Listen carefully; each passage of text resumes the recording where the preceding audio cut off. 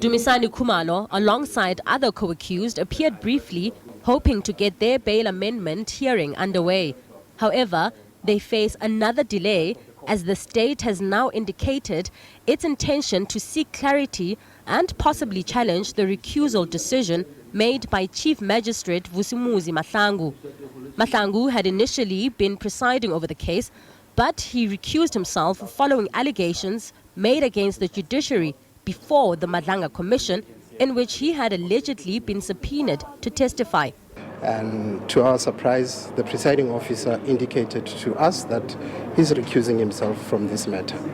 To which in our submission, we made it clear on record that we did not view him as a biased presiding officer, but he cited his reasons, and part of that was the allegations that were made against the judiciary in the Madlanga Commission.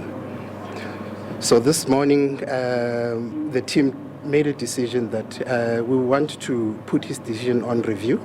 Hence, we are filing a notice with the High Court to review his decision to recuse himself from these proceedings. Khumalo and 6 others were arrested earlier this year on charges of fraud and corruption in the alleged irregular appointment of Dineo Mokwela in an executive position within crime intelligence. All but one were granted bail, however unable to return to work. Khumalo and 2 others made an application to have their bail conditions amended so that they can return to work. In another turn of events, former admitted attorney Malisela Defu addressed the court, seeking to be what he calls a friend of the court. Defu made damning allegations against the accused, calling them dangerous individuals. Now they want to come and ask for the relaxation of the bail condition here so that they can go back to work.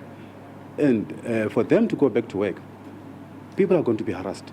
Khumalo and others, they've been harassing the people unlawfully, doing the monitoring of the communication, private communication of the people. You see, since he arrived at the crime intelligence, Khumalo has been doing so unlawful things. Khumalo and his co-accused returned to court in November for the continuation of their submissions into their bail amendment application. Lopang Alamu, SABC News, in Tshwane.